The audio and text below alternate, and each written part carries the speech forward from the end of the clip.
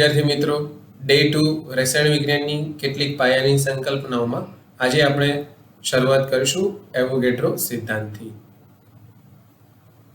તો એવોગેડ્રો સિદ્ધાંત,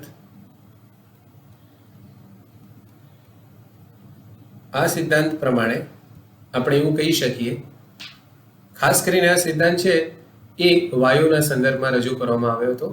તો આપણે કહી શકીએ કે તાપમાન અને દબાણની સમાન પરિસ્થિતિમાં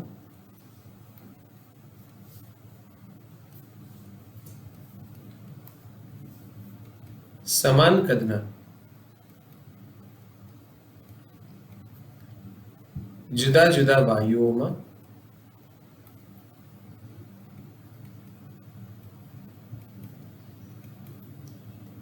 અણુઓની સંખ્યા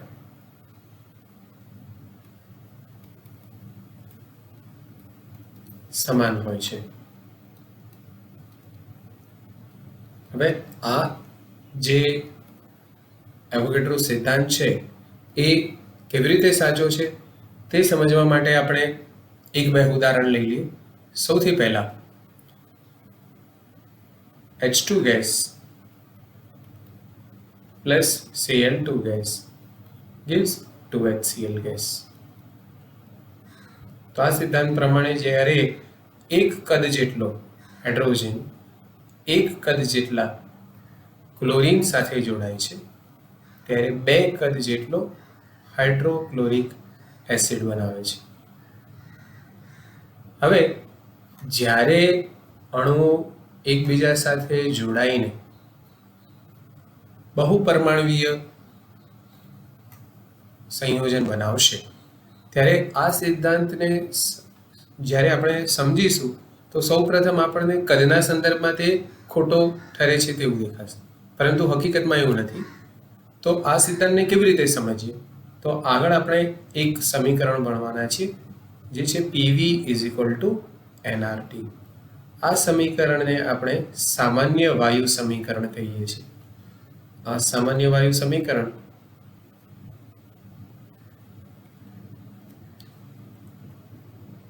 વાયુઓ માટે લાગુ પાડી શકાય. તો આ સમીકરણનો મતલબ શું છે એ સમજી લઈએ. તો જે P છે એ દબાણ સૂચવે છે, વાયુનું દબાણ, જેની આપણે ચર્ચા કરેલી હતી. V છે તે કદ સૂચવે છે.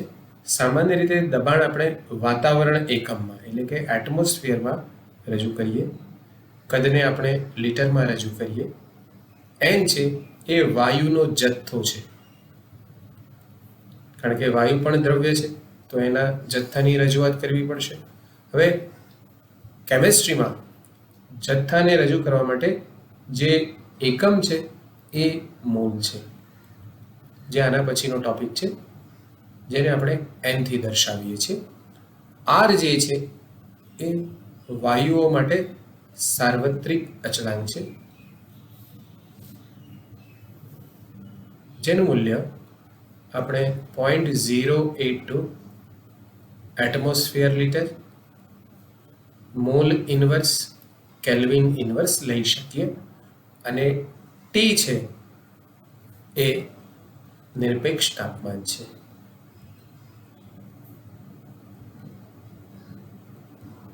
બરાબર. હવે આપણે આ સમીકરણ પરથી એવોગેડ્રો સિદ્ધાંતનું કથન છે એ પુરવાર કરી શકીએ. ધારો કે આપણી પાસે છે ત્રણ જુદા જુદા વાયુઓ, વાયુ A, વાયુ B અને વાયુ C.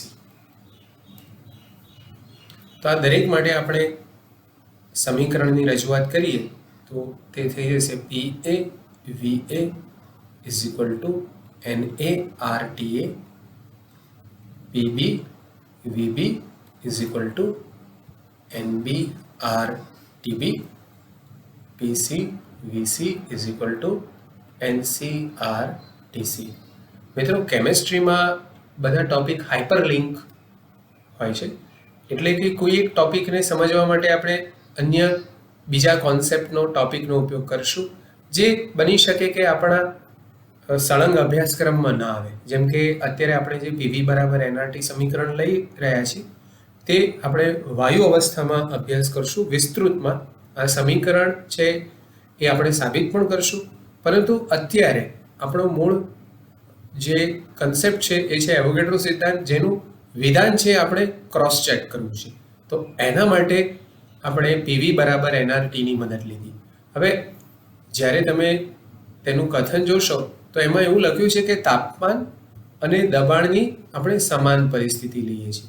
એટલે કે વાયુઓ ભલે જુદા જુદા હોય, તે દરેક માટે તાપમાન પણ સરખું લઈશું અને દબાણ પણ સરખું લઈશું. વધુમાં આ બધા જ વાયુના કદ આપણે સમાન લઈ રહ્યા છીએ, તો કદ પણ સમાન છે. તો એવા કેસમાં આપણે એવું કહી શકીએ કે બધા જ વાયુઓ માટે દબાણ સમાન છે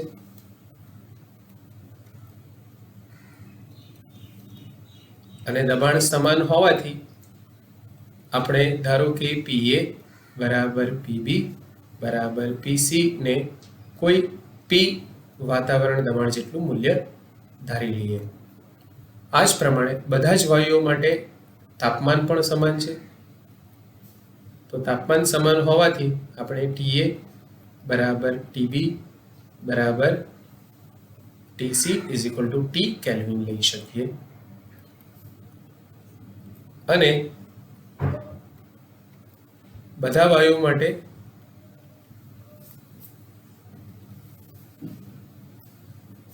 કદ પણ સમાન લીધા હોવાથી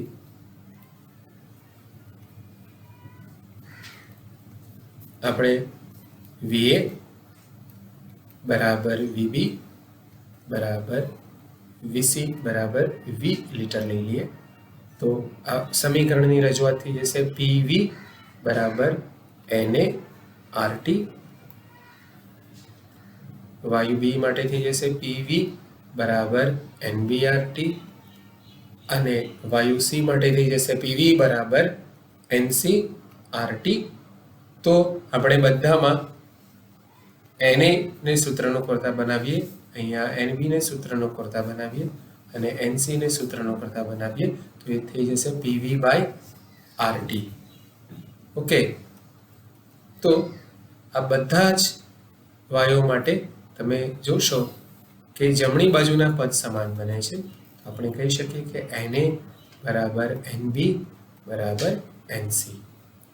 તો આ જે સ્ટેટમેન્ટ છે એને ફરીથી ચેક કરીએ, સમજી લઈએ. તો તાપમાન અને દબાણની સમાન પરિસ્થિતિમાં સમાન કદના જુદા જુદા વાયુઓમાં અણુઓની સંખ્યા એક સમાન હોય છે.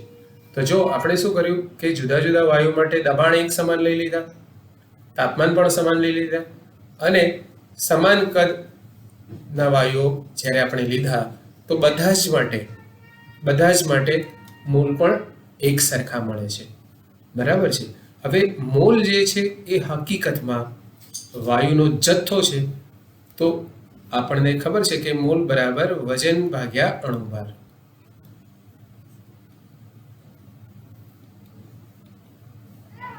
એટલે કે આ બધા માટે આપણને મોલ સમાન મળે છે, તેમનો જથ્થો વજનના સંદર્ભમાં સમાન નથી મળતો. બરાબર છે. તો આ ખાસ ધ્યાનમાં રાખવાની બાબત છે કે આપણે મોલ સરખા લઈ રહ્યા છીએ. એક્સ ફોર એક્ઝામ્પલ, તાપમાન અને દબાણની સમાન પરિસ્થિતિમાં આપણે મિથેન, ઓક્સિજન અને નાઇટ્રોજન વાયુઓ લઈ લઈએ. ધારો કે આપણે કોઈ એક પરિસ્થિતિ લઈ લઈએ છીએ જેને આપણે કહીએ છીએ STP, એટલે કે સ્ટાન્ડર્ડ ટેમ્પરેચર એન્ડ પ્રેશર.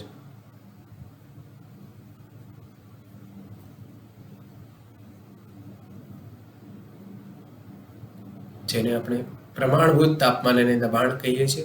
તો જે સ્ટાન્ડર્ડ ટેમ્પરેચર છે એ છે 273 કેલ્વિન, જે સ્ટાન્ડર્ડ પ્રેશર છે એ છે 1 વાતાવરણ અને આ પરિસ્થિતિ જે છે એ બધા જ વાયુ માટે આપણે લઈ લઈએ તો PV બરાબર NRT માં જો બધાના કદ આપણે 22.4 લીટર લઈ લઈશું તો જે સમીકરણ છે એમાં આપણે લઈ શકીએ કે N મિથેન બરાબર NO2 બરાબર NN2 મળવા જોઈએ. બરાબર, તો સમીકરણ છે પીવી ભાગ્યા RT. તો પીવી ભાગ્યા RT માં આપણે આ મૂલ્ય મૂકશું 22.4. પરફેક્ટ મૂલ્ય છે 22.38, પણ અત્યારે આપણે 22.4 લઈ લઈએ. તો મિત્રો જ્યારે તમે એને સોલ્વ કરશો તો આનો જવાબ આપણને 1 મળશે. બરાબર, તો આપણે કહી શકીએ કે જ્યારે 1 મોલ જેટલો જથ્થો કોઈ પણ વાયુનો લઈશું તો એનું કદ આપણને 22.4 લિટર મળશે, અથવા 22.4 લિટર જેટલા કદમાં જો વાયુઓના તાપમાન અને દબાણ સમાન હશે તો તેમાં રહેલા અણુઓની સંખ્યા એક સમાન એટલે કે 1 મોલ જેટલી હોય છે.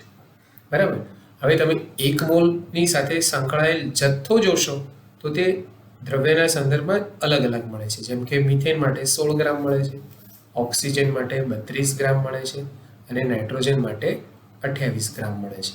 તો આ સિદ્ધાંત છે, એનું સ્ટેટમેન્ટ છે, બરોબર સમજી લો તમે કે તેમાં અણુઓની સંખ્યા સમાન કહેવામાં આવી છે, એટલે કે તેમના મોલ સમાન છે તેવી વાત કરેલ છે. જથ્થો મોલના સંદર્ભમાં સમાન છે તેમ વાત કરેલી છે, દ્રવ્યમાનના સંદર્ભમાં નહીં, એટલે કે ગ્રામ કે કિલોગ્રામના સંદર્ભમાં નહીં. ઓકે, ચલો તો હવે આપણે આગળનો સિદ્ધાંત ભણી લઈએ, જેને આપણે કહીએ છીએ ડાલ્ટનનો પરમાણુ સિદ્ધાંત. ડાલ્ટનનો પરમાણુ સિદ્ધાંત છે એમાં આપણે તેને ડાલ્ટન એટોમિક થિયરી પણ કહીએ છીએ. તો જે એટમ શબ્દ છે, ડાલ્ટન્સ એટોમિક થિયરી, ડાલ્ટનનો પરમાણુવીય સિદ્ધાંત.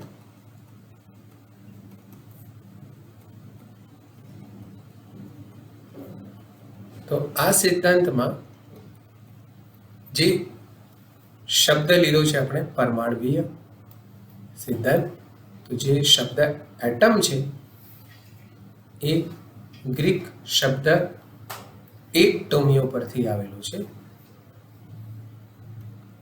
એટોમિયો નો મતલબ થાય છે ઇનડિવાઇઝિબલ, એટલે કે જેના આપણે આગળ ટુકડા ન કરી શકીએ. તેના સાથે સંકળાયેલો એક બીજો શબ્દ પણ છે એટોમોસ. એટોમોસનો મતલબ થાય છે અનકટેબલ, કે જેને આપણે કટ નથી કરી શકતા.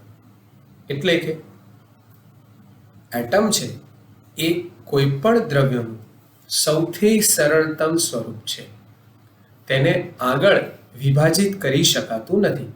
તે ડાલ્ટનના પરમાણુવીય સિદ્ધાંતનો પાયો છે. ઓકે, તો આપણે ડાલ્ટન દ્વારા જે પણ ચર્ચા કરેલી હતી તેમજ તેમના જે ડ્રોબેક્સ છે, એટલે કે તેની મર્યાદાઓ છે, એની ચર્ચા કરી લઈએ. તો સૌથી પહેલા આપણે કહી શકીએ કે કોઈ પણ દ્રવ્ય અસંખ્ય અવિભાજિત કણોનું બનેલ છે,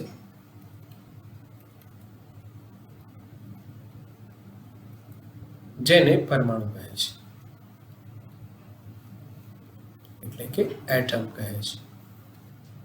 હવે જ્યારે આપણે પરમાણુનું વિભાજન કરશું, જે હવે શક્ય છે, આપણને ખબર છે, તો પરમાણુના વિભાજનથી તેના ઘટક કણો મળશે. એવા કિસ્સામાં પરમાણુ એની મૂળભૂત લાક્ષણિકતા ગુમાવી બેસશે.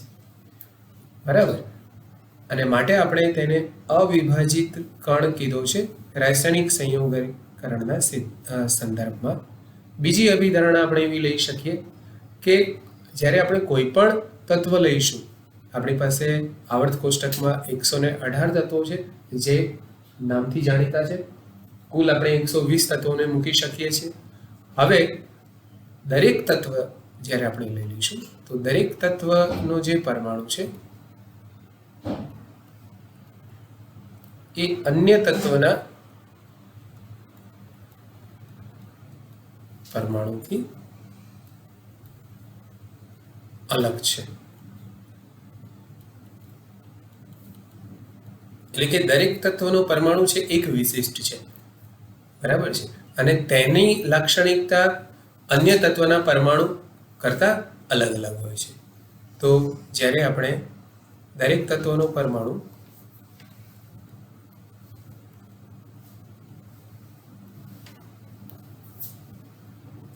અલગ લાક્ષણિકતા ધરાવે છે,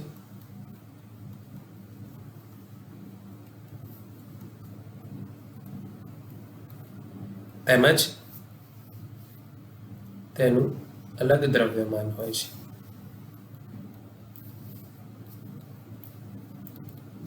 હું દ્રવ્યમાનને એસ્ટ્રિક માર્ક કરું છું, એની આપણે ચર્ચા કરીશું. ઓકે, હવે આપણે આગળ વધીએ. તો જે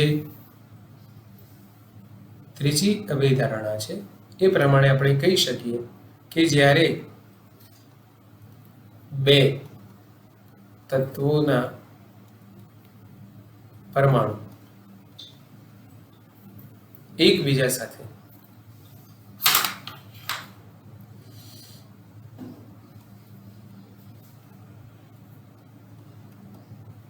જોડાય છે ત્યારે તેઓ દ્રવ્યમાનના ચોક્કસ ગુણોત્તર પ્રમાણે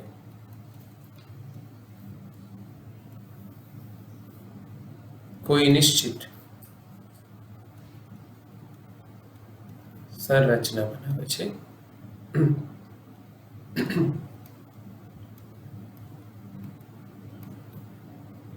જેને અણુ કહે છે. For example, H2 gas plus half O2 gas gives H2O. તો આપણને ખબર છે કે 2 ગ્રામ જેટલા હાઇડ્રોજન 16 ગ્રામ જેટલા ઓક્સિજન સાથે જોડાય છે ત્યારે 18 ગ્રામ જેટલો H2O મળે છે. પરંતુ જો હાઇડ્રોજન અને ઓક્સિજન એકબીજા સાથે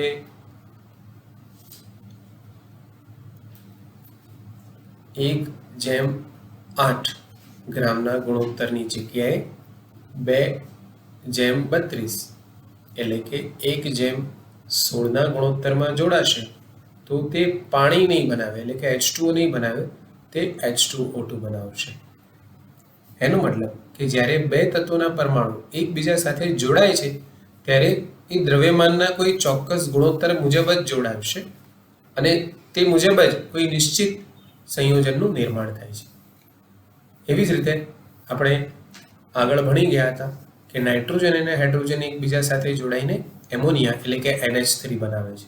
ઓકે, હવે જ્યારે આ સંરચના બને છે એટલે કે પરમાણુ એકબીજા સાથે સંયોજાઈને અણુ બનાવે છે ત્યારે જે પણ રાસાયણિક ફેરફાર થાય છે તો તે દરમિયાન તેમાં પુનઃ ગોઠવણી થાય છે, પરંતુ આપણે તેવું ન કહી શકીએ કે કોઈ નવું દ્રવ્ય બને છે કે કોઈ જૂનું દ્રવ્ય નષ્ટ પામે છે.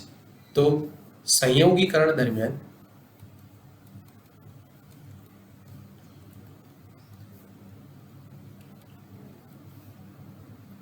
પરમાણુઓ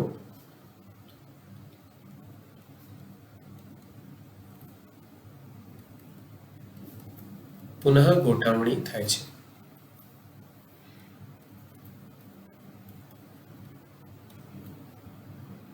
બરાબર. આ દરમિયાન દ્રવ્યનું સર્જન કે વિનાશ થતો નથી.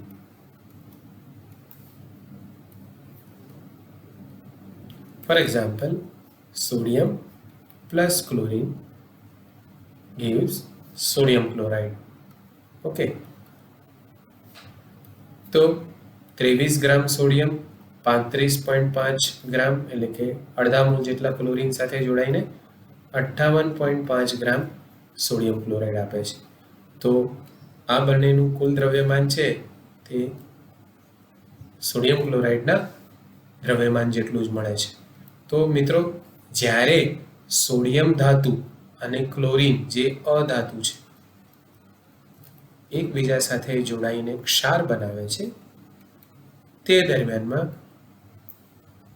દ્રવ્યમાનનું સર્જન કે વિનાશ થતું નથી. હા, પરમાણુઓની પુનઃ ગોઠવણી થાય છે.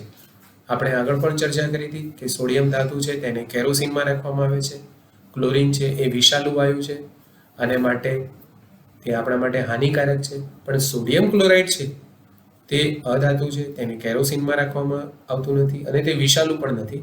હા, તેનો કોઈ ચોક્કસ માત્રામાં ઉપયોગ કરવો જોઈએ તે આપણને ખબર છે. ઓકે, તો આપણે એવું કહી શકીએ કે જ્યારે સોડિયમ અને ક્લોરીન એકબીજા સાથે જોડાઈને સોડિયમ ક્લોરાઇડ બનાવે છે તો તેમાં સોડિયમ પરમાણુ ન રહેતા સોડિયમ ધનાયન અને ક્લોરાઇડ ઋણાયન મળે છે. તો પુનઃ ગોઠવણી થાય છે તેની વાત કરવામાં આવેલી હતી. તો તમે જોશો કે ડાલ્ટનનો જે સિદ્ધાંત છે એ હકીકતમાં આપણે રાસાયણિક સંયોગીકરણના સિદ્ધાંતો ભણી ગયા એ બધાનું કન્ક્લુઝન છે, એટલે કે ફલશ્રુતિ છે. બરાબર છે. હવે આપણે આગળનો જે ટોપિક ભણવાના છીએ એ છે પરમાણુ ભાર. તો પરમાણુ ભાર, જેને એટોમિક માસ તરીકે પણ લખીએ છીએ અને જેની સંજ્ઞા એ છે, એ શરૂ કરતા પહેલા આપણે એક શબ્દથી પરિચિત થઈ જઈએ અને તે છે ન્યુક્લિયડ. તો ન્યુક્લિયડ શું છે? જો મિત્રો, આપણા પાસે જે આવર્ત કોષ્ટક છે તેમાં તત્વોના જે પરમાણુ છે તેમને પરમાણુ ક્રમાંકના સંદર્ભમાં રજૂ કરવામાં આવેલા છે. તો જ્યારે આપણે કોઈ પણ તત્વને એની નિશ્ચિત સંજ્ઞા દ્વારા રજૂ કરીશું, ફોર એક્ઝામ્પલ આપણે H લઈ લઈએ, AR લઈ લઈએ, XE લઈ લઈએ, W લઈ લઈએ, AU લઈ લઈએ, AG, ઓકે, PB વગેરે વગેરે. તો આ દરેક તત્વની સંજ્ઞા છે. આપણી પાસે જે 118 તત્વો છે તે તમામ માટે આપણે અલગ અલગ સંજ્ઞાનો ઉપયોગ કર્યો છે. ઘણા તત્વોની જે સંજ્ઞા છે, પરમાણુઓની સંજ્ઞા છે, એના માટે આપણે એક જ આલ્ફાબેટનો ઉપયોગ કર્યો છે, કેપિટલ.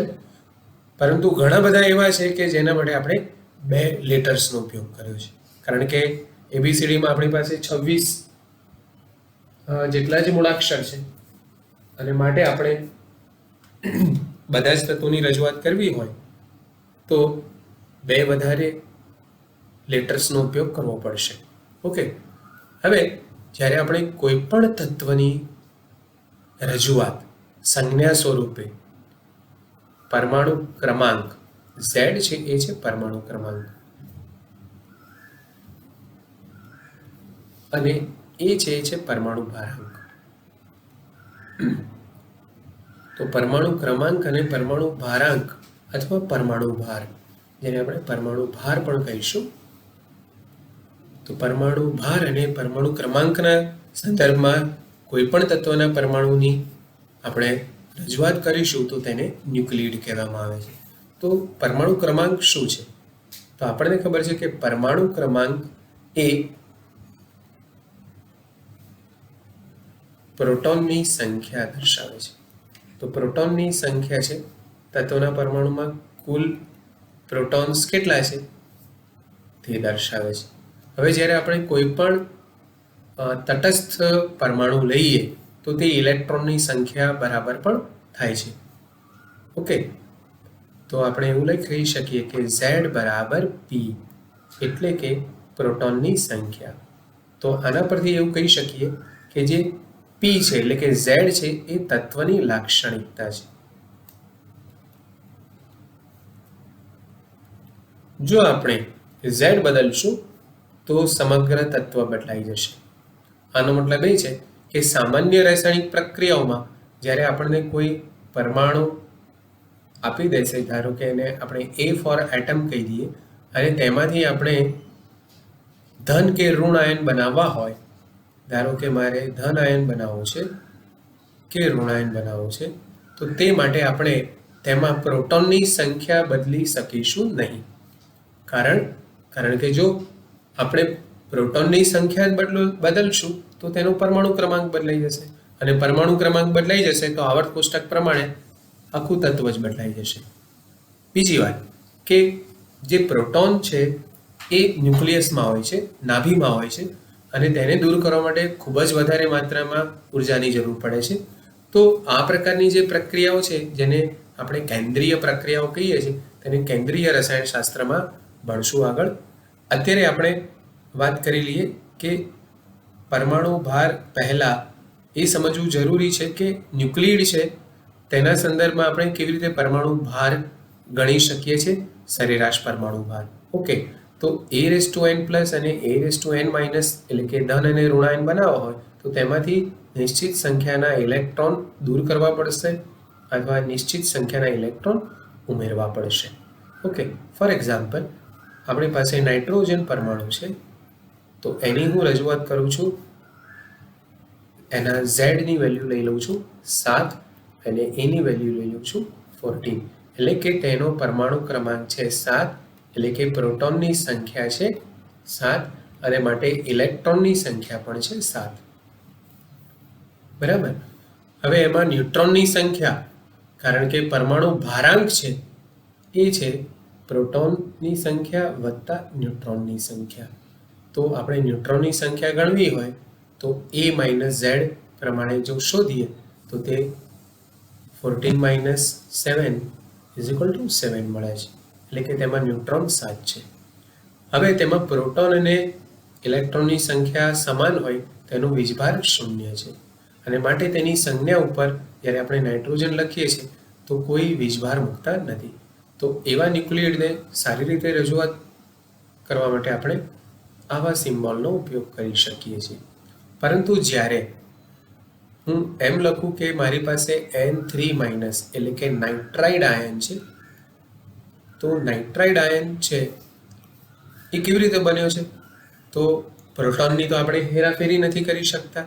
હવે નાઇટ્રાઇડનો કુલ વીજભાર -3 મળે છે, પ્રોટોન 7 જ છે, તો આપણે એવું કહી શકીએ કે બીજા 3 ઇલેક્ટ્રોનનો ઉમેરો કરેલો હોવો જોઈએ. તો જ્યારે આપણે 3 ઇલેક્ટ્રોન ઉમેરશું તો વીજભાર થઈ જશે -10. દરેક ઇલેક્ટ્રોનનો વીજભાર -1 આપણે લીધો છે લિમિટિંગ ચાર્જ, તો એ પ્રમાણે કુલ વીજભાર -3 મળે છે. એટલે કે જ્યારે તટસ્થ પરમાણુમાં આપણે ઇલેક્ટ્રોન ઉમેરશું તો એ ઋણાયન બને છે. અને જો હું એમ લખું કે મારી પાસે N4+ છે, તો એનો મતલબ કે તેમાં પ્રોટોન તો 7 જ છે, હવે કુલ વીજભાર આપણને +4 મળે છે. તો એના માટે નિશ્ચિત સંખ્યાના ઇલેક્ટ્રોન દૂર કરવા પડશે. તો જ્યારે આપણે એમાંથી 4 ઇલેક્ટ્રોન દૂર કરશું તો હવે એમાં 3 જ ઇલેક્ટ્રોન વધશે, જેનું વીજભાર કુલ થશે -3, અને પરિણામે નાઇટ્રોજન ઉપર ધન વીજભાર આવશે. એટલે કે તટસ્થ પરમાણુના સંદર્ભમાં જે પણ આપણે આયન લઈએ છીએ, ઋણાયન કે ધનાયન, તેના ઉપર જે પણ વીજભાર સંખ્યાના સ્વરૂપમાં રજૂ કરેલ છે 3- 4+, તે શું દર્શાવે છે કે કેટલા ઇલેક્ટ્રોન ઉમેરેલા છે કે દૂર કરેલા છે. જો આપણે ઇલેક્ટ્રોન ઉમેરશું તો ઋણ વીજભાર સ્વરૂપે તેની રજૂઆત થશે, જેમ કે 3 ઇલેક્ટ્રોન ઉમેર્યા તો 3-, અને જ્યારે ધનાયન બને છે તો આપણે એવું સમજશું કે કેટલી સંખ્યાના ઇલેક્ટ્રોન દૂર કરેલા છે, જેમ કે 4+ છે, એનો મતલબ કે તેમાંથી 4 ઇલેક્ટ્રોન દૂર કરેલા છે. ચલો મિત્રો, હવે આપણે મૂળ બાબત પર આવી જઈએ. તો ન્યુક્લિયડ્સનો તમને ખ્યાલ આવી ગયો. હવે જ્યારે આપણે પરમાણુનો ભાર શોધવાની વાત કરીએ તો પરમાણુ અત્યંત નાના છે. તો એના માટે હું એક બહુ જ સરળ ઉદાહરણ લઈ લઉં છું, અને એ છે 1H2. તો અહીંયા આપણે પરમાણુ ક્રમાંક લખીએ Z = 1, N = A-Z, એટલે કે 2 - 1 એટલે કે 1. એટલે કે આપણી પાસે 1H2 નામનો ન્યુક્લિયડ છે, જેને આપણે ડ્યુટેરિયમ પણ કહીએ છીએ ડી. ઓકે, તો તેમાં પ્રોટોનની સંખ્યા છે 1, ન્યુટ્રોનની સંખ્યા છે 1 અને ઇલેક્ટ્રોનની સંખ્યા પણ 1 છે. હવે જે પરમાણુ છે એ અત્યંત નાના છે અને તેમના દ્રવ્યમાન પણ ખૂબ જ નાના મૂલ્ય ધરાવતા હોય છે.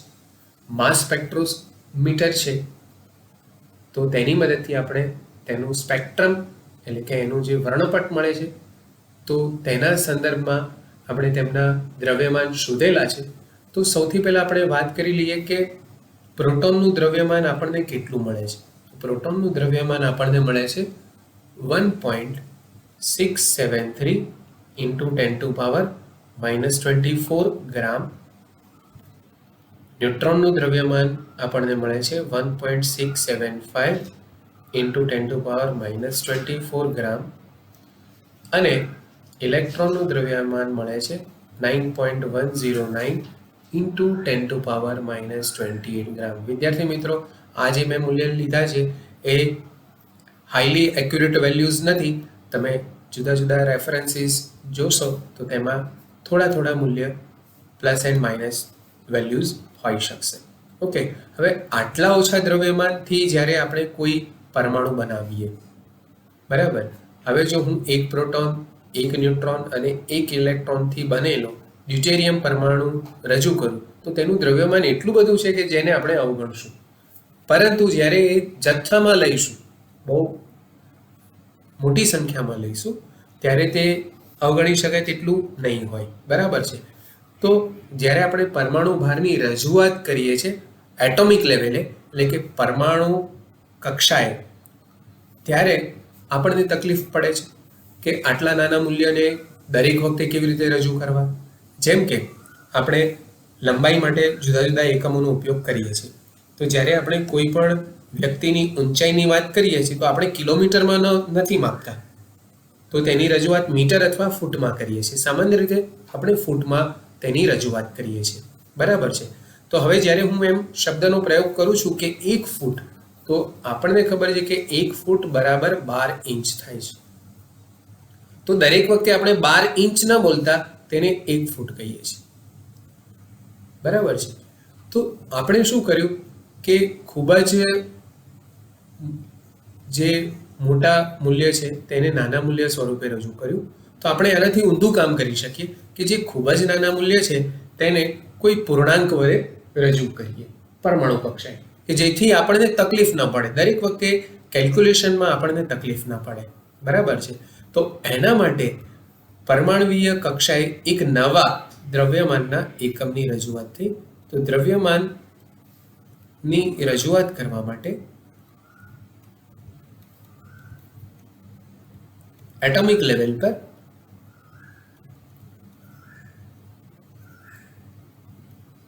નવા એકમને ધ્યાનમાં રાખવામાં આવ્યો. તો નવા એકમની રજૂઆત થઈ. આ જે એકમ છે તેને આપણે AMU એટલે કે એટોમિક માસ યુનિટ કહીએ છીએ.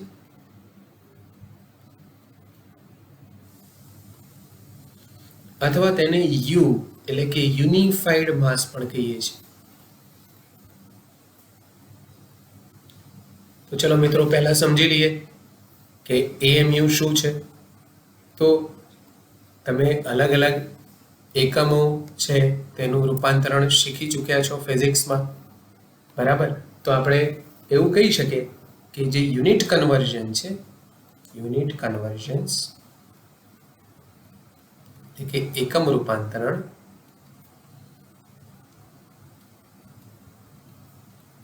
એમાં તમે દરેક પ્રકારના મૂલ્યોની રજૂઆત માટે જુદા જુદા એકમો લો છો. એક્સ ફોર એક્ઝામ્પલ દબાણ. તો દબાણ માટે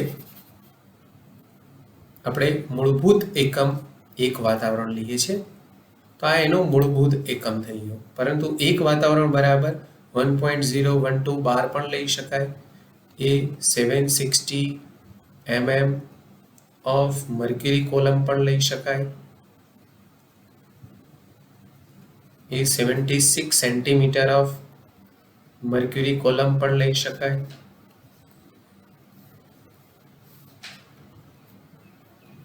તે 10⁵ ન્યૂટન પર મીટર સ્ક્વેર પણ લઈ શકાય, એ 10⁵ પાસ્કલ પણ લઈ શકાય.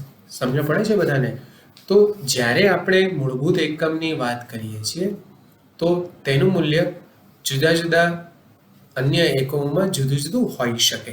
તેવી જ રીતે આપણે લંબાઈનું માપન કરવા માટે, મોટા અંતર માપવા માટે કિલોમીટરનો ઉપયોગ કરીએ છીએ, બરાબર? તો કિલોમીટરને આપણે મીટર સ્વરૂપે રજૂ કરી શકીએ છીએ, માઇલ સ્વરૂપે રજૂ કરી શકીએ છીએ, નોટ સ્વરૂપે રજૂ કરી શકીએ છીએ, યાર્ડ એટલે કે વાર સ્વરૂપે રજૂ કરી શકીએ છીએ, બરાબર છે?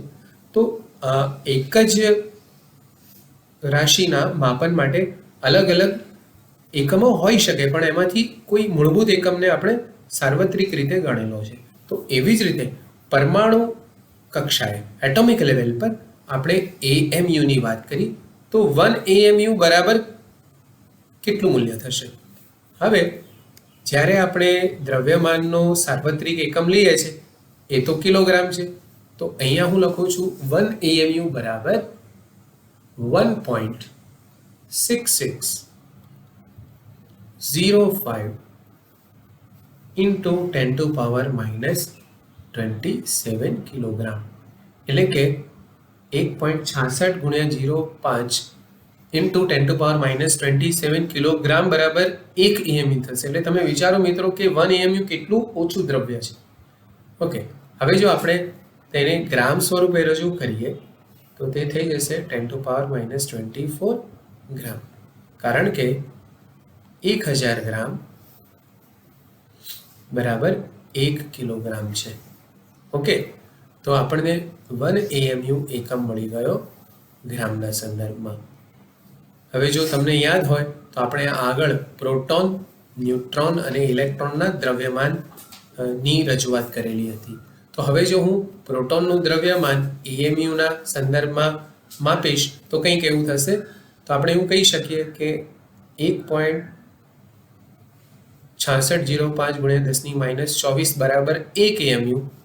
તો જે પ્રોટોનનું દ્રવ્યમાન આપણે ગ્રામમાં દર્શાવ્યું છે તે કેટલા AMU થશે? તો પ્રોટોનનું દ્રવ્યમાન ગ્રામના સંદર્ભમાં હતું 1.6735 into 10⁻⁻24 divided by 1.6605 into 10⁻⁻24. તેવી જ રીતે ન્યુટ્રોન માટે થઈ જશે 1.675 into 10⁻⁻24 divided by 1.6605 into 10⁻⁻24. અને ઘાતાંકને સમાન કરીને જો હું ઇલેક્ટ્રોનનું દ્રવ્યમાન લખીશ તો તે થઈ જશે 0.000909 into 10⁻⁻24 divided by 1.6605 into 10⁻⁻24. તો ઘાતાંકને આપણે રિમૂવ કરી લઈએ તો એ થઈ જશે 1.008 સમથિંગ.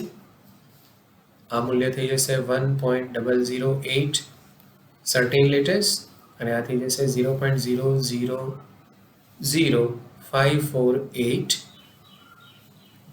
આ એકમ શું થઈ જશે મિત્રો? AMU. ઓકે, હવે આ જે આપણને મૂલ્ય મળે છે એને આપણે પૂર્ણાંક સંખ્યામાં લખીએ તો 1.0 લઈ શકીએ, આના માટે મૂલ્ય 1.0 લઈ શકીએ અને આના માટે મૂલ્ય 0.0 લખી શકીએ. એનો મતલબ કે એક પ્રોટોનનું દ્રવ્યમાન 1 AMU જેટલું છે, એક ન્યુટ્રોનનું દ્રવ્યમાન 1 AMU જેટલું છે અને એક ઇલેક્ટ્રોનનું દ્રવ્યમાન AMU એકમમાં અવગણી શકાય તેટલું ઓછું હોવાથી તે નહિવત અથવા અવગણ્ય છે. ઓકે, હવે આપણે વાત કરીએ 1H2ની તો આપણે કહી શકીએ કે તેનું દ્રવ્યમાન 2 AMU થશે, કારણ કે જે સંખ્યા સૂચક આંક છે તે જ દ્રવ્યમાન છે. એટલે કે એક પ્રોટોનનું દ્રવ્યમાન 1 AMU, એક ન્યુટ્રોનનું દ્રવ્યમાન 1 AMU. તો આપણે પ્રોટોન અને ન્યુટ્રોનની સંખ્યાનો સરવાળો કરીશું તો તે એ જેટલું મળે છે. તો એ છે એ શું છે? કોઈ પણ પરમાણુનું દ્રવ્યમાન AMU એકમમાં થઈ ગયું. ઓકે, હવે આપણે પરમાણુ ભારની ગણતરી કરવા માટે 6C12 ને આર્બિટરલી સ્ટાન્ડર્ડ એટલે કે માપન માટે મૂળભૂત તરીકે ગણેલું હતું. તો જ્યારે આપણે એક પરમાણુનું દ્રવ્યમાન શોધ્યું, કાર્બનના એક પરમાણુનું દ્રવ્યમાન શોધ્યું અને તેનો 1/12 જેટલો ભાગ લેવામાં આવ્યો, તો 1/12 of carbon, mass of carbon, એ આપણને મળે છે 1.0078. એનો મતલબ કે તે મૂલ્ય આપણને પ્રોટોન અને ન્યુટ્રોનના દ્રવ્યમાનની બિલકુલ નજીકનું મૂલ્ય મળે છે. અને માટે કાર્બન 12ને આપણે પરમાણુ ભારાંક એટલે કે પરમાણુ ભાર ગણવા માટે સ્ટાન્ડર્ડ ગણેલ છે. તો 1 AMU ની સાયન્ટિફિક ડેફિનેશન એટલે કે તેની વૈજ્ઞાનિક વ્યાખ્યા થશે C12ના એક પરમાણુના 12મા ભાગ જેટલા વજનને 1 AMU કહેવામાં આવે છે. ઓકે મિત્રો, આપણને જે અહીંયા પરમાણુ ભાર મળ્યો AMUમાં, 1 AMUમાં, ધારો કે 1H1 લઈ લઈએ તો એના માટે આપણને 1 AMU દ્રવ્યમાન મળે છે. તો આ જે 1 AMU છે એ તો બહુ જ નાનું મૂલ્ય છે, જેની રજૂઆત આપણે પૂર્ણાંક સંખ્યા દ્વારા કરી છે. હવે કોઈ એક પરમાણુનો સ્વતંત્ર અભ્યાસ કરવો એ અશક્ય છે અને માટે કેમિસ્ટ્રીમાં બલ્ક ઓફ મેટર એટલે કે દ્રવ્યનો વિપુલ જથ્થો લેવામાં આવે છે. વિપુલ જથ્થો તમે સમજી શકશો કે કોઈ એક પરમાણુના સંદર્ભમાં નહીં, પરંતુ ઘણા બધા પરમાણુઓ અને અણુઓ ને ધ્યાનમાં રાખીને આ જથ્થો છે તેને કોઈ ચોક્કસ મૂલ્ય દ્વારા દર્શાવવામાં આવે છે. હવે ઘણા બધા પરમાણુઓ કેટલા લેવા, તો તેના માટે હું એક આંક લખું છું. એ છે 60221357 1 2 3 4 5 6 7 8 9 10 11 12 13 14 15 16. તો આપણે ઘણા બધા પરમાણુઓ આટલા લઈશું. હવે આટલા મોટા આંકને યોગ્ય રીતે રજૂ કરવું પડશે, જેને આપણે કહીએ છીએ સાયન્ટિફિક નોટેશન. તો આપણે એને સાયન્ટિફિક નોટેશન, જે તમે ભણી ગયા છો, એટલે કે વૈજ્ઞાનિક અંક પદ્ધતિ,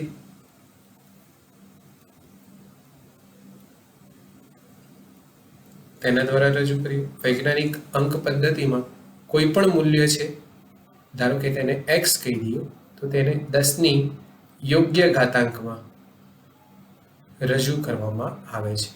અને અહીંયા જે x નું મૂલ્ય છે એ આપણે 1.0000 થી 9.9999 લઈ શકીએ છીએ. દાખલા તરીકે મારી પાસે 1000 હોય તો એની રજૂઆત આપણે 1 ગુણ્યા 10³ કરશું. જો આપણી પાસે 0.00001 હશે તો આપણે પહેલાં તો 1 લખીને ઇન્ટુ 10⁻⁻5 તરીકે લખશું. ઓકે, તો કોઈ પણ મૂલ્યને 1.00 થી 9.999 તરીકે 10ની યોગ્ય ઘાતાંક સ્વરૂપે રજૂ કરવાની પદ્ધતિને આપણે સાયન્ટિફિક નોટેશન કહીએ છીએ.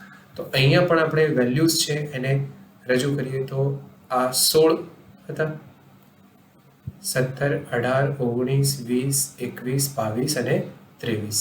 તો આપણે કુલ 10⁻23 ઘાતાંક લખી શકીએ.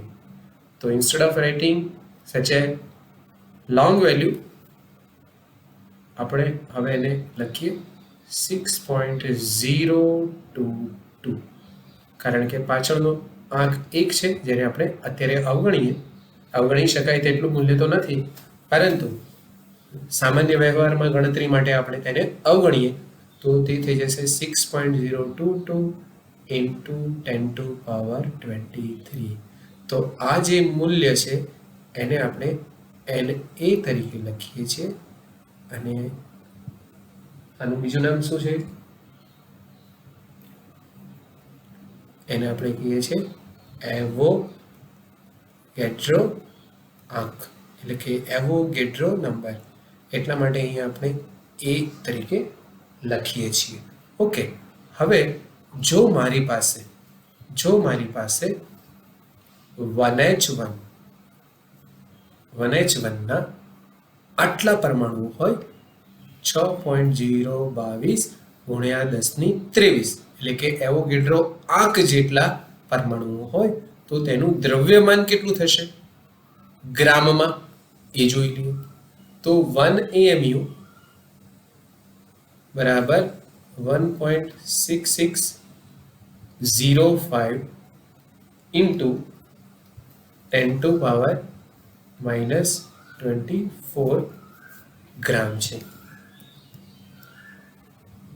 એનો મતલબ કે જો આપણી પાસે એક હાઇડ્રોજન પરમાણુ છે તો એક હાઇડ્રોજન પરમાણુનું દ્રવ્યમાન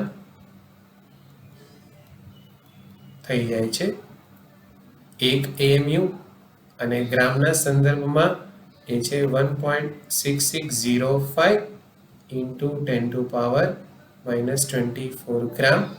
તો જો મારી પાસે એવોગેડ્રો આંક જેટલા પરમાણુઓ હોય, એટલે કે 6.022 ઇન્ટુ 10⁻23 હાઇડ્રોજન પરમાણુનું દ્રવ્યમાન કેટલું થશે? તો આ દ્રવ્યમાનની આપણે ગણતરી કરીએ તો 1.6605 ઇન્ટુ 10⁻24 ઇન્ટુ 6.022 ઇન્ટુ 10⁻23. તો પહેલા 10ની ઘાતાંકની રજૂઆત કરીશું તો એ 10⁻1 થશે, અને આ મૂલ્ય મને મળે છે 9.99953. તો મિત્રો આ મૂલ્યની જગ્યાએ હું 10 લખી શકું. તો હવે થઈ ગયું 10⁻1 ગુણ્યા 10⁻1 બરાબર 1.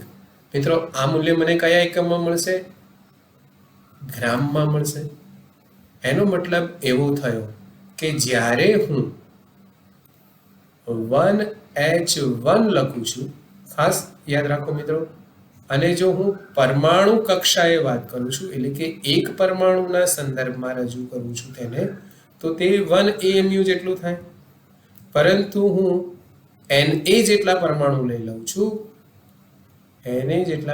લઈ લઉં છું તો તે 1 ગ્રામ જેટલું થાય છે. તો એક જ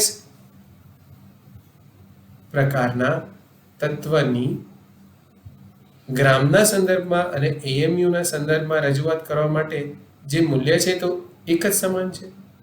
એનો મતલબ કે જ્યારે હું 6C12 લખી રહ્યો છું તો એક જ કાર્બન પરમાણુના સંદર્ભમાં મિત્રો એ 12 AMU થાય છે, પરંતુ હું Na જેટલા પરમાણુ લઈ લઉં છું તો તેનું મૂલ્ય 12 ગ્રામ થાય છે. ઓકે, તો તમને આઈડિયા આવી ગયો કે જ્યારે આપણે દ્રવ્યમાનની રજૂઆત કરીએ છીએ તો AMU સ્વરૂપે પણ રજૂ કરી શકીશું અને ગ્રામ સ્વરૂપે પણ રજૂ કરી શકીશું. તો આ જે ગ્રામ સ્વરૂપે રજૂ કરીએ છીએ તેને GAM કહેવામાં આવે છે, એટલે કે તેને કહેવામાં આવે છે ગ્રામ એટોમિક માસ.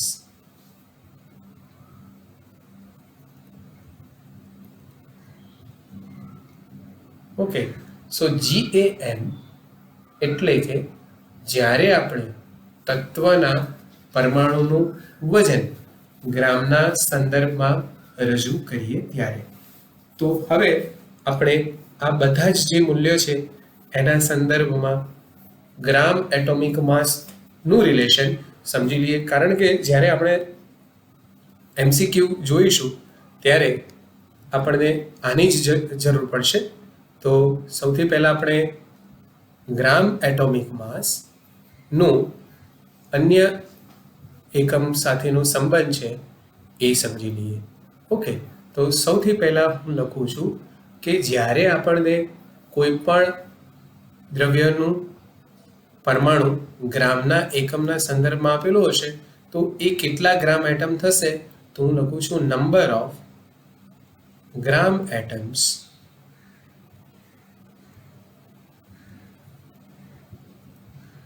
એટલે કે ગ્રામ પરમાણુની સંખ્યા એ થશે માસ ઓફ એલિમેન્ટ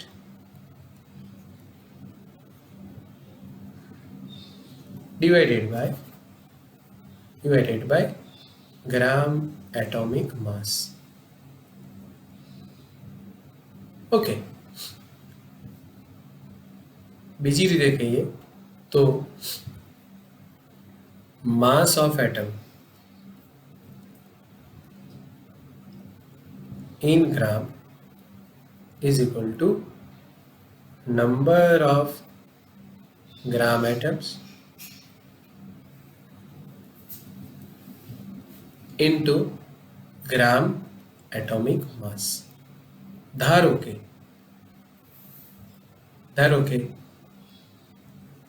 આપણી પાસે 3.011 ગુણ્યા 10⁻20 જેટલા નાઇટ્રોજન પરમાણુ છે. તો આપણને પૂછવામાં આવ્યું છે કે આટલા પરમાણુનું વજન ગ્રામમાં કેટલું થશે. તો જો મિત્રો, આપણે નાઇટ્રોજનનો પરમાણુ ભાર 14 છે તે ખબર છે. હવે 14 જે છે એ કોના સાથે જોડાયેલું છે?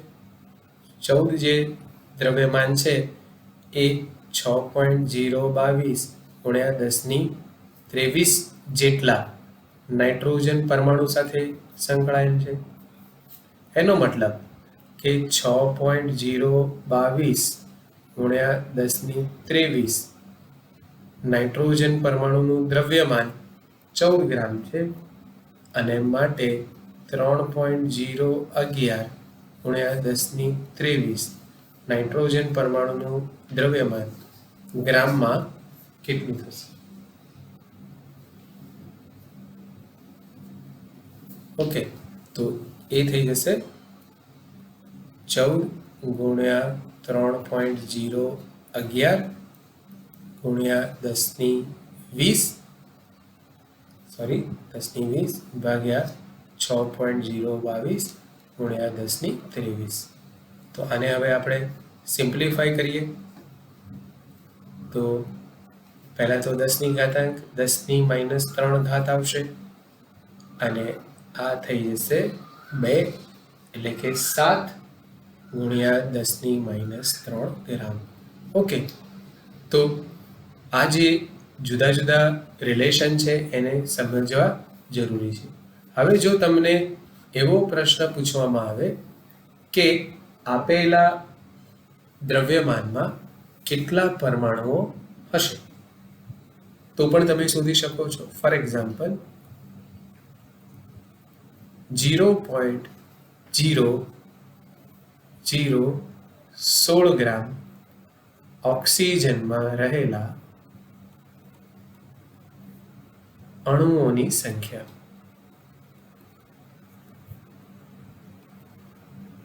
ઓકે, તો સૌથી પહેલા આપણે એને સાર્થક આંક દ્વારા રજૂ કરીએ તો એ થઈ જશે 1.6 into 10⁻³ ગ્રામ. આટલા દ્રવ્યમાનનો આપણને ઓક્સિજન આપેલ છે. તો તો હવે મારે O2 અણુઓની સંખ્યા ગણવી હોય તો એ સૂત્ર થઈ જશે એવોગેડ્રો આંક ગુણ્યા દ્રવ્યમાન જે આપણને આપેલું છે ભાગ્યા m એટલે કે અણુભાર. ઓકે, જો પરમાણુના સંદર્ભમાં પૂછેલ હોય તો પરમાણુની સંખ્યા માટે આપણે Na ગુણ્યા W ભાગ્યા A એટલે કે પરમાણુ ભારાંક લઈ શકીએ. ફોર એક્ઝામ્પલ, આપેલા ઉદાહરણમાં 6.022 ગુણ્યા 10⁻23 W આપણને આપ્યું છે 1.6 ગુણ્યા 10⁻³ ભાગ્યા 32. તો જ્યારે આપણે આને 10ની ઘાતાંકના સ્વરૂપમાં લખશું તો એ થઈ જશે 10⁻20.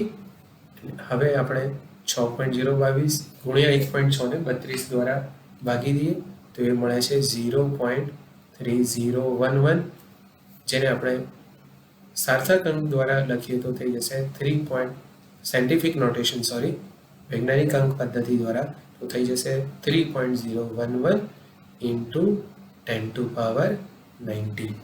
તો જ્યારે આપણે MCQ સોલ્વ કરશું ત્યારે તમને થોડોક વધારે આઈડિયા આવશે કે દ્રવ્યમાનથી પરમાણુઓની સંખ્યા, અણુઓની સંખ્યા, બરાબર, એના આધારે શેમાં અણુઓની સંખ્યા વધારે હશે કે પરમાણુઓની સંખ્યા વધારે હશે તેવા ક્વેશ્ચન ખાસ પૂછાય છે.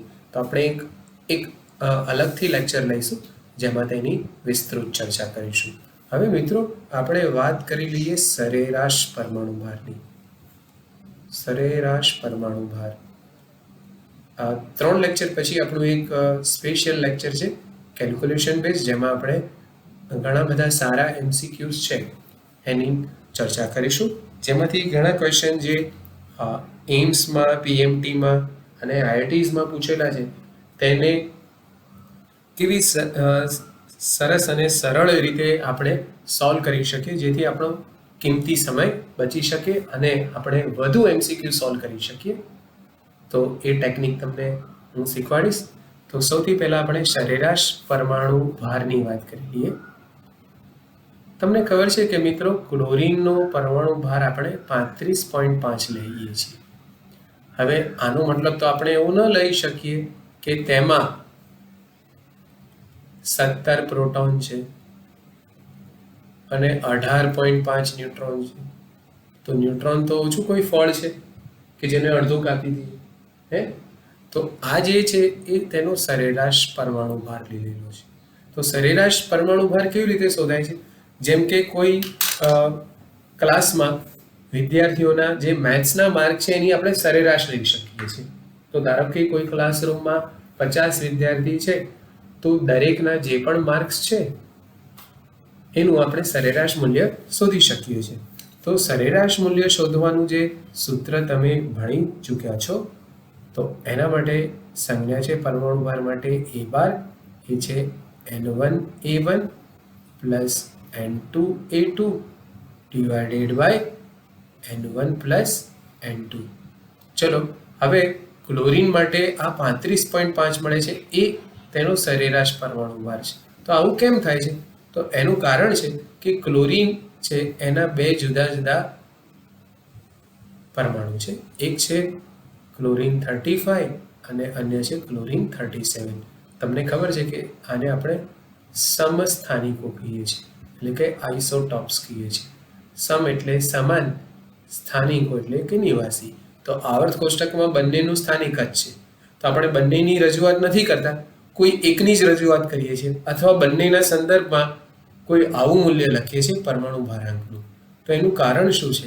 તો જ્યારે આપણે કુદરતી રીતે ક્લોરીન મળે છે એમાંથી પરમાણુઓને અલગ કરીશું તો 75% જેટલા આપણને ક્લોરીન 35 પરમાણુઓ મળે છે અને એ સમયે 25% જેટલા ક્લોરીન 37 મળે છે. એનો મતલબ કે ધારો કે મારી પાસે 50 જેટલા Cl2ના અણુ છે તો એનું આપણે વિભાજન કરશું તો મને 100 ક્લોરીન પરમાણુ મળશે.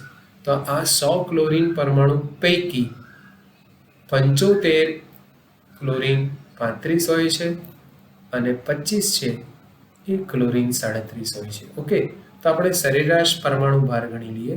તો સરેરાશ પરમાણુ ભાર ક્લોરીન માટે થઈ જશે N1, એટલે કે એક પ્રકારના પરમાણુ છે તેમની સંખ્યા, એટલે કે 75, અને તેનો પરમાણુ ભાર, એનું એટોમિક માસ, તો અહીંયા આપણે લખીશું 35 વત્તા અન્ય છે 25 અને એ છે 37 ભાગ્યા N1 plus N2. N1 plus N2 એ થઈ જશે 100. તો જ્યારે આપણે એનું સાદું સ્વરૂપ આપશું તો એ થઈ જશે 3550 બાય 100, એટલે કે 35.5. હવે આ 35.5 હું AMU તરીકે પણ લખી શકું છું અને 35.5 ગ્રામ સ્વરૂપે પણ લખી શકું છું. જો આપણે કોઈ ક્લોરીન પરમાણુની વાત કરીએ તો તેના સંદર્ભમાં એ AMUમાં રજૂઆત કરી શકીએ એની. અને જ્યારે મોલ જેટલા, 1 મોલ જેટલા, એટલે કે એવોગેડ્રો આંક જેટલા ક્લોરીનના પરમાણુ લઈએ ત્યારે 35.5 ગ્રામ થઈ જશે. ઓકે, હવે એવી જ રીતે બોરોન છે, તેના 2 સમસ્થાનિકો છે. બોરોનના 2 સમસ્થાનિકો છે, એક છે બોરોન 11 અને એક છે બોરોન 10. હવે આપણે આનો ગુણોત્તર પ્રમાણ કેટલું છે તે શોધવું છે, અથવા બીજા અર્થમાં કહીએ તો બોરોન 11ના કેટલા પ્રતિશત પ્રમાણ છે અને બોરોન 10ના કેટલા પ્રતિશત પ્રમાણ છે તે આપણે શોધવા છે.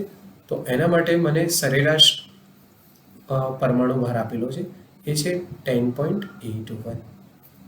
તો આપણે એવું ધારી લઈએ કે આના કોઈ x% છે અને આના કોઈ y% છે. તો સૂત્ર પ્રમાણે 10.81 is equal to x time 10 plus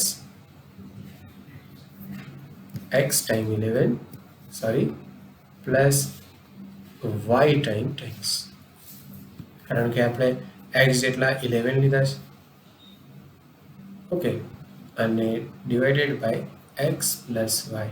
હવે પ્રતિશત પ્રમાણ લીધેલા હોવાથી x પ્લસ y બરાબર 100 થશે. તો 10.81 ડિવાઇડિંગ ફેક્ટર આવશે 100. હવે બંને અજ્ઞાત મૂલ્યો હોવાથી આપણે શું કરીએ કે y બરાબર લઈ લઈએ 100 ઓછા x. ઓકે, તો અહીં આપણે લખી શકીએ x into 11 plus instead of y આપણે લખી શકીએ 100 માઇનસ x ઇન્ટુ 10.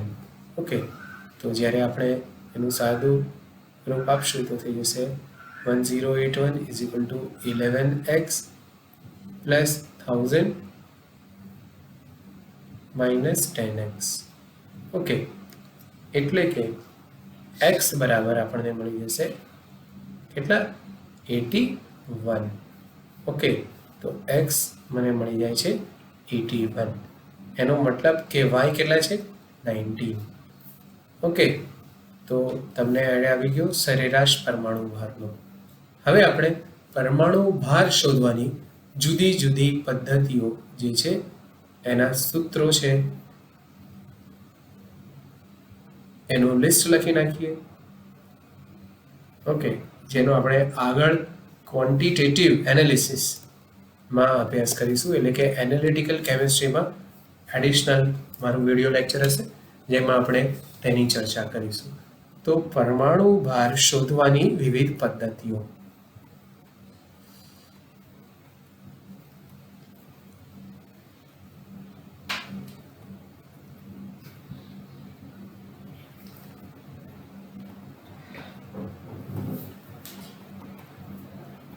એમાં સૌથી પહેલી પદ્ધતિ છે એ છે ડ્યુલોંગ પેટી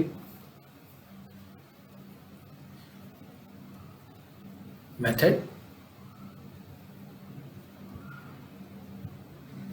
તો સૌથી પહેલા આ જે પદ્ધતિ છે એ બેરિલિયમ, કાર્બન, બોરોન અને સિલિકોન સિવાયના તત્વો માટે આપણે ઉપયોગમાં લઈ શકીએ છીએ. નંબર 2, વાયુ સ્વરૂપે જે અસ્તિત્વ ધરાવે છે તેના માટે આપણે એના મૂલ્યનો ઉપયોગ નથી કરતા. એટલે કે આપણી પાસે જે તત્વો ઘન સ્વરૂપે અસ્તિત્વ ધરાવે છે, પછી તે ધાતુ હોય કે અધાતુ હોય, એના માટેની આ પદ્ધતિ છે. એનું સૂત્ર છે A ઇન્ટુ વિશિષ્ટ ઉષ્મા એટલે કે specific heat is equal to 6.4. એટલે કે જો આપણે આપેલા ઘન તત્વની વિશિષ્ટ ઉષ્મા જાણતા હોઈએ, આપણે આ એકમ હંમેશા કેલરીમાં લઈશું તો આપણને તેનો પરમાણુ ભાર મળી શકે. તો પરમાણુ ભાર એ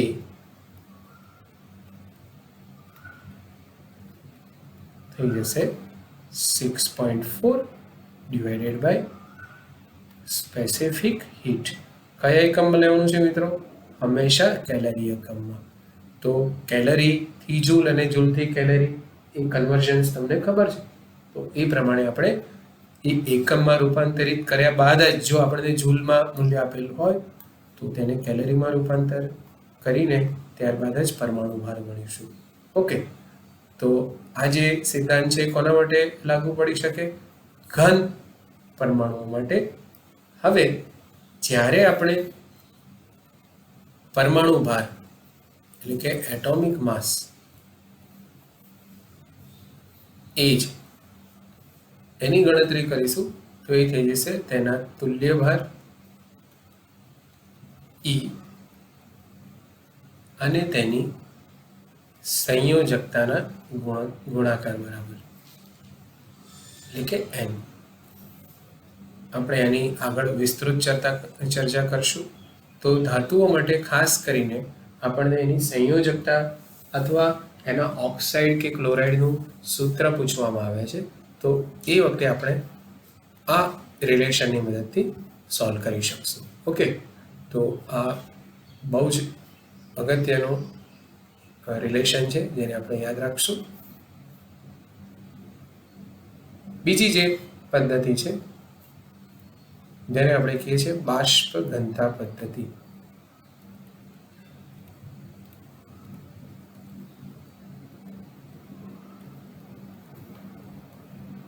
વેપર ડેન્સિટી મેથડ. હવે બાષ્પ ઘનતા પદ્ધતિ છે એ પણ આપણે જ્યારે ઓર્ગેનિક કેમિસ્ટ્રી એટલે કે કાર્બનિક રસાયણ ભણીશું તેમાં ક્વોલિટેટિવ અને ક્વોન્ટિટેટિવ એનાલિસિસમાં આવશે. તો જે વિક્ટર મેયર નામના વૈજ્ઞાનિક હતા, વિક્ટર મેયર, તેમણે એક વેપર ડેન્સિટી એટલે કે બાષ્પ ઘનતા માપવા માટેની એક વિશિષ્ટ ટ્યુબ બનાવેલી હતી.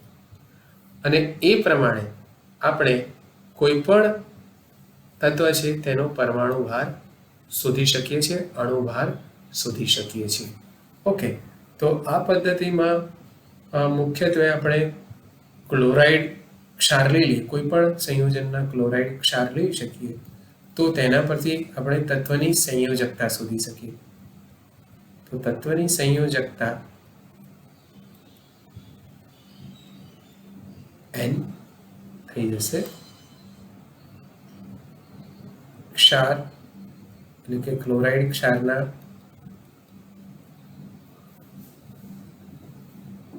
નું વજન ભાગ્યા ક્ષાર એટલે કે ક્લોરાઇડ ક્ષારનો તુલ્ય ભાર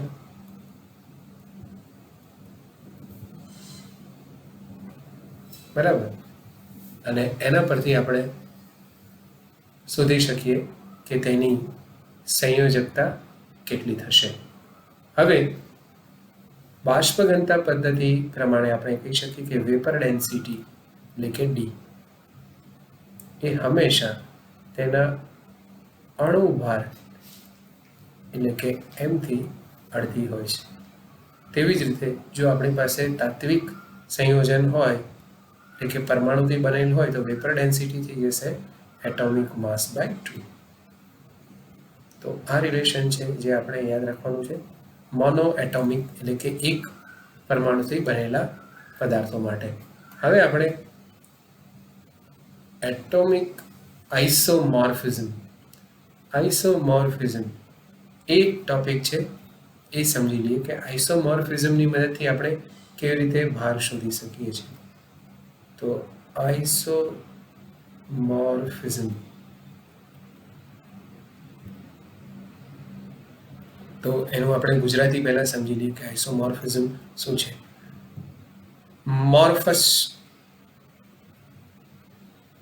એટલે કે બંધારણ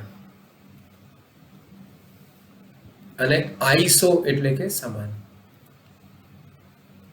અચળ. ઓકે, તો સમાન બંધારણ ધરાવે તેવા.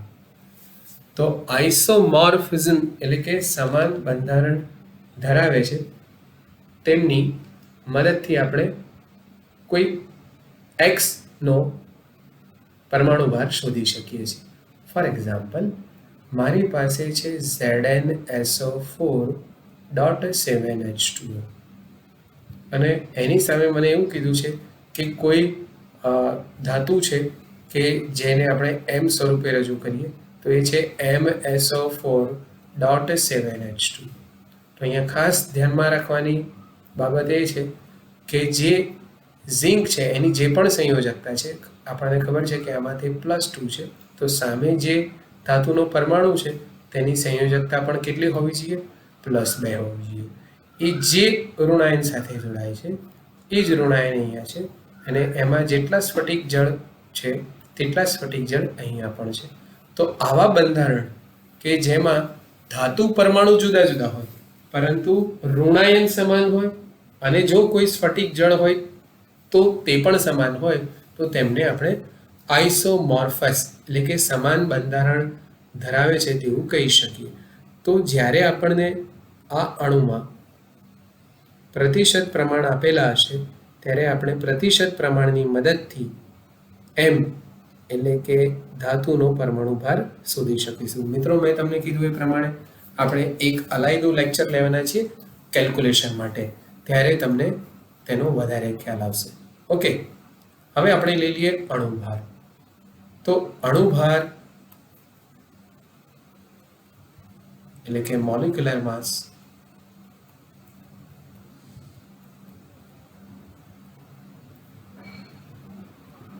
જેને આપણે એમ સંજ્ઞા દ્વારા રજૂ કરીએ છીએ તે શું છે?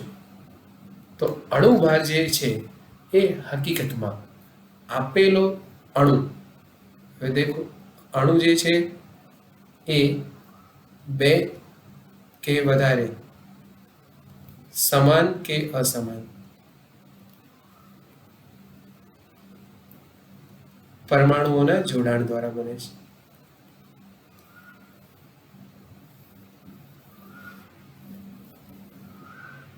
તો 2 કે વધારે સમાન કે અસમાન પરમાણુના જોડાણ દ્વારા જે પણ સરળતમ રચના બને છે એને આપણે અણુ કહીએ છીએ. ફોર એક્ઝામ્પલ, અણુ છે એ 2 પ્રકારના હોઈ શકે: સમકેન્દ્રીય અને વિષમકેન્દ્રીય.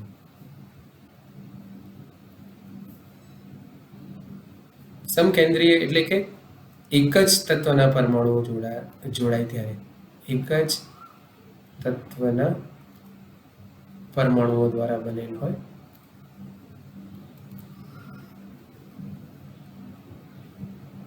જ્યારે આ 2 કે વધુ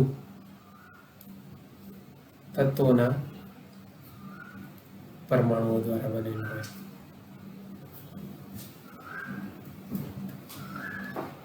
હવે આ સમકેન્દ્રીય છે એ 2 વિભાગમાં વહેંચી શકીએ આપણે. એક છે જેને આપણે કહીએ છીએ દ્વિપરમાણુ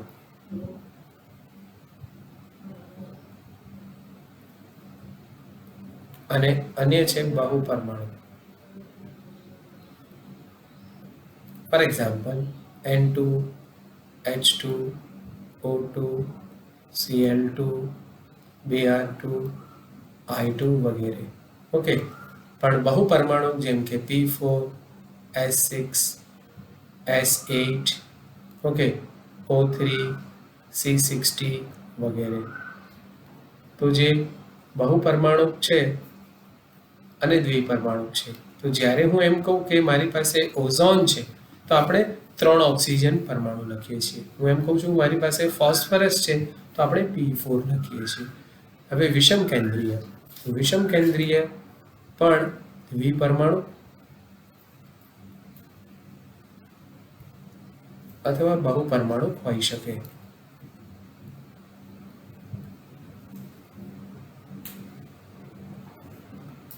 ઓકે, હવે જે દ્વિપરમાણુ છે, for example HCl, NaCl, CaO.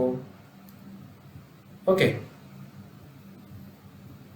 તો આ બધા માત્ર 2 જ પરમાણુના જોડાણ દ્વારા બનેલા છે. પણ બહુપરમાણુ લઈએ જેમ કે HNO3,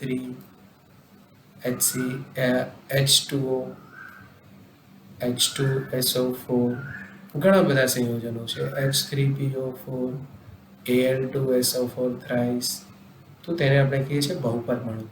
તો જ્યારે આપણે 2 કે વધારે પરમાણુના જોડાણ દ્વારા જે સૌથી સરળતમ રચના બને છે તેને અણુ કહીએ છીએ.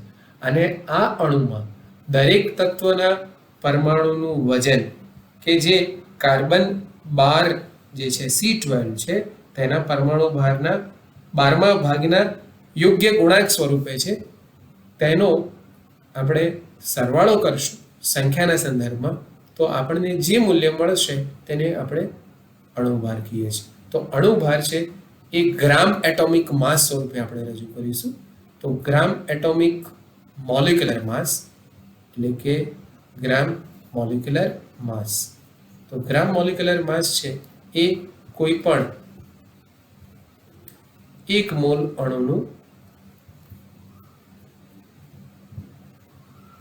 ગ્રામમાં દર્શાવેલ વજન છે. અને તેને આપણે કહીએ છીએ અણુભાર. ઓકે, તો અણુભારની વ્યાખ્યા ગ્રામના સંદર્ભમાં થઈ જશે. કોઈ પણ 1 મોલ અણુના ગ્રામમાં દર્શાવેલ વજનને તેનો અણુભાર કહીએ છીએ. ઓકે, તો આપણે તેને યુ એટલે કે યુનિફાઈડ એકમમાં પણ લઈ શકીએ, પણ સામાન્ય વ્યવહારમાં આપણે મોલના સ્વરૂપમાં લઈએ છીએ એટલે કે ગ્રામના સ્વરૂપમાં લઈએ છીએ. બરાબર. તો હવે આ જે અણુભાર છે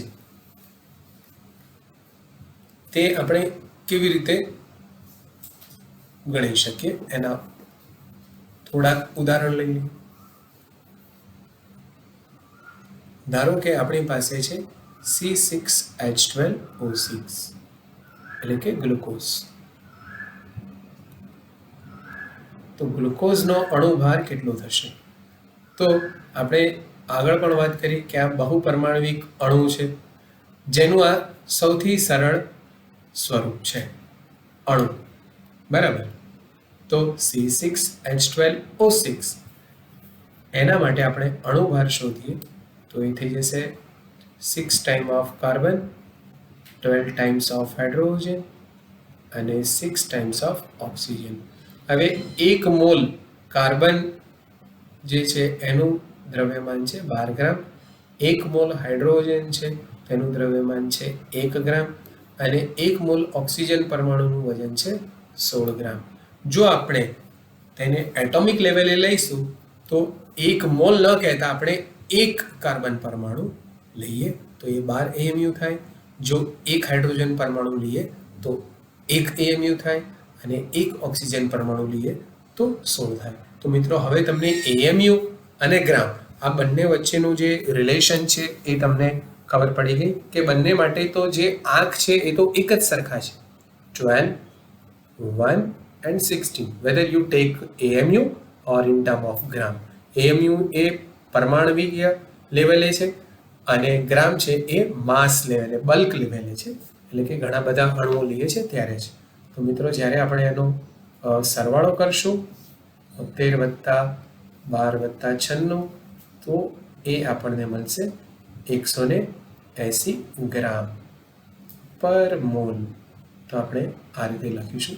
તમે MOLE પણ લખી શકો, પણ સાયન્ટિફિક પ્રેક્ટિસ પ્રમાણે આપણે MOL લખીએ છીએ. ઇન્વર્સ ધેટ ઇઝ એ છેદમાં છે. ઓકે, એનો મતલબ એવો થયો, જો આપણને થોડોક આઈડિયા આવે તો આપણે એવું કહી શકીએ કે જ્યારે આપણી પાસે NA જેટલા એટલે કે 6.022 × 1023 જેટલા C6H12O6 ના અણુઓ હશે, ત્યારે તે બધાનું દ્રવ્યમાન જે છે એ 180 ગ્રામ થશે. એનો મતલબ કે જ્યારે મારી પાસે એક જ C6H12O6 નો અણુ હશે, તો તેનું દ્રવ્યમાન શું થશે મિત્રો? 180 U થઈ જશે. તો એ વખતે એનું મૂલ્ય 180 U એટલે કે 180 AMU થઈ જશે. તો હવે આપણને અણુભાર અને AMU સ્વરૂપે અને મોલ સ્વરૂપે એટલે કે જથ્થાના સ્વરૂપે ખબર પડી ગઈ. નેક્સ્ટ લેક્ચરમાં આપણે અણુભાર શોધવાની વિવિધ પદ્ધતિઓ અને મોલ કન્સેપ્ટ એટલે કે મોલ સંકલ્પનાની ચર્ચા કરીશું. તો અણુભાર શોધવાની કુલ જે 7 પદ્ધતિ છે, એમાંથી 2-3 પદ્ધતિઓ આપણે 12મા ધોરણમાં ભણવાના છીએ સંખ્યાત્મક ગુણધર્મોમાં. પણ અત્યારે થોડા સમય માટે થઈને તે જે સમીકરણો છે, જે રિલેશન છે, જેને આપણે થોડાક યાદ રાખી લઈશું મિત્રો. અને ત્યારબાદ એના પછીના લેક્ચરમાં આપણે ન્યુમેરિકલ સ્ટાર્ટ કરી રહ્યા છીએ. અને ખાસ કરીને જે આપણને પ્રોબ્લેમ્સ પૂછવામાં આવે છે સાંદ્રતાના સંદર્ભમાં, તો એ બધા દાખલા આપણે વિસ્તૃત ચર્ચા કરીશું. લગભગ 2-3 કલાકના લેક્ચરમાં આપણે એની ચર્ચા કરીશું. Okay, so take care and good bye. We will meet in next lecture.